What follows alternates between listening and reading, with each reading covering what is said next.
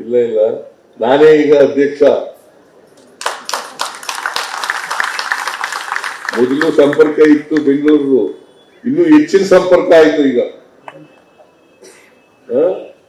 ಈ greater Bengaluru authority ಈಗ ನಾನೇ ಅಧ್ಯಕ್ಷ. 5 ಕಾರ್ಪೊರೇಷನ್ಗಳು ಮಾಡಿದೀವಿ. ಯಾಕೆ ಮಾಡೋದು ಇದನ್ನ ಅಂದ್ರೆ, ಇಲ್ಲೇ ಬಿಜೆಪಿ ಯೋಚನೆ ಮಾಡಿದ್ರು ಒಂದಕ್ಕಿಂತ ಜಾಸ್ತಿ ಮಾಡಬೇಕು ಕಾರ್ಪೊರೇಷನ್ಗಳನ್ನ ಅಂತ ಹೇಳಿ ಬಿಜೆಪಿ ಯೋಚನೆ ಮಾಡಿದ್ರು. ನಾನು ಯೋಚನೆ ಮಾಡಿದೆ, ಕನಿಷ್ಠ 3 ಅಥವಾ 5 ಕಾರ್ಪೊರೇಷನ್ಗಳಾಗ್ಬೇಕು. ಯಾಕಂದ್ರೆ 1,40,00,000 ಇರ್ತಕ್ಕಂಥ ಕಾರ್ಪೊರೇಷನ್ ಒಬ್ಬ ಕಮಿಷನರ್ ನೋಡ್ಕೊಳಕ್ಕಾಗತ್ತ? ಅದಕ್ಕೆ ಮುಖ್ಯ ಆಯುಕ್ತರು ಅಂತ ಮಾಡಿದ್ದೀವಿ. ಅದಲ್ಲದೆ 5 ನಗರ ಪಾಲಿಕೆಗಳನ್ನು ಮಾಡಿದ್ದೀವಿ.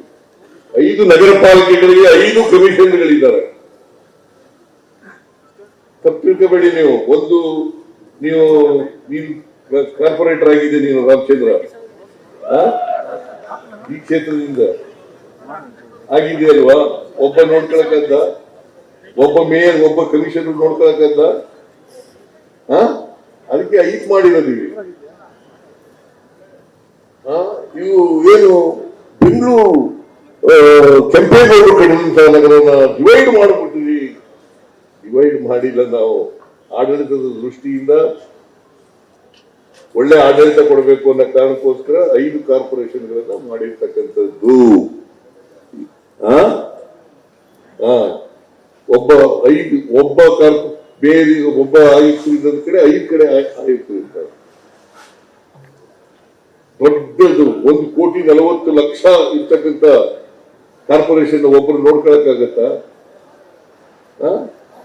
ಅದಕ್ಕೋಸ್ಕರನೇ 5 ಕಾರ್ಪೊರೇಷನ್ ಮಾಡಿ ನಾವು ಅದ್ರ ಮೇಲೆ GBA ಅಂತ ಇರ್ತದೆ. ನಾನು ಅಧ್ಯಕ್ಷ, DK ಶಿವಕುಮಾರ್ ಉಪಾಧ್ಯಕ್ಷ. ಇವೆಲ್ಲ ಮಂತ್ರಿಗಳೆಲ್ಲ ಇರ್ತಾರೆ, ಮೆಂಬರ್ಗಳಾಗಿ ಇರ್ತಾರೆ. ಕಾರ್ಪೊರೇಟರ್ಗಳು ನಿಮ್ಮ ಕಾರ್ಪೊರೇಷನ್ ನಲ್ಲಿ ನೀವು ಇರ್ತೀವಿ. ಸೊ ಒಟ್ಟಾರೆಯಾಗಿ ಬೆಂಗಳೂರನ್ನ ವ್ಯವಸ್ಥಿತವಾಗಿ ಬೆಳೆಸೋಣ. ನಾವು ಮಾಡ್ತೀವಿ. 1,20,000 ಕೋಟಿ ಹಿಂದಿನವ್ರು ಮಾಡಿದ್ರ ಪೆರಿಫೆರಲ್ ರಿಂಗ್ ರೋಡ್, ಎಂಥದ್ದು ಸುರಂಗ ಮಾರ್ಗ, ಫ್ಲೈಓವರ್, ಇವೆಲ್ಲ ಮಾಡ್ತಾ ಇರೋದು ಯಾರಿಗೋಸ್ಕರ? ಬೆಂಗಳೂರಿಗೋಸ್ಕರ ಅಲ್ಲ, ಬೆಂಗಳೂರಿನ ಜನತೆಗೋಸ್ಕರ. ಅದರಿಂದ ನಿಮ್ಮ ಕೋಆಪರೇಷನ್ ಇರ್ಬೇಕು. ಈಗ ಕಸ ವಿಲೇವಾರಿ, ಕಸ ತೆಗೆದಾಕ್ಬೇಕಾದ್ರೆ ಸಾರ್ವಜನಿಕರು ಕೋಆಪರೇಷನ್ ಮಾಡ್ಬೇಕಾ ಬೇಡ? ಹಸಿ ಕಸ, ಒಣ ಕಸ ತಗೊಂಡು ಯಾರು ಇಲ್ಲೇದಾಗ ರಾತ್ರಿ ಹೋಗಿ ಬೀದಿಗೆ ಹಾಕಿಟ್ಟು ಹೊಂಟಾಗುತ್ತೆ ಡೆಬ್ರೀಸ್. ಅದು ದೊಡ್ಡ ಸಮಸ್ಯೆ ಆಗ್ಬಿಟ್ಟದೆ. ರಾತ್ರಿ ಹೊತ್ತು ಡೆಬ್ರೀಸ್ ತಂದು ಹಾಕ್ಬಿಡೋದು. ಇದನ್ನೆಲ್ಲ ತಡೆಗಟ್ಟಬೇಕಲ್ಲ, ಜನರು ಕೋಆಪರೇಟ್ ಮಾಡ್ಬೇಕಲ್ಲ.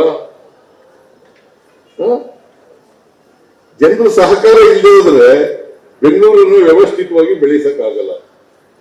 ದಯಮಾಡಿ ನಾನು ನಿಮ್ಮಲ್ಲಿ ಮನವಿ ಮಾಡ್ತಿದ್ದೇನೆ, ಈ ಕಸ ಬೀದಿಗೆ ಹಾಕೋದನ್ನ ಬಿಡಿ. ನಿಗದಿತ ಜಾಗದಲ್ಲಿ ಕಸ ಇರ್ತಕ್ಕಂಥ ಕೆಲಸ, ಅಥವಾ ಮನೆಯಲ್ಲಿ ಬಂದು ತಗೊಂಡು ಹೋಗ್ತಾರೆ, ಕಸ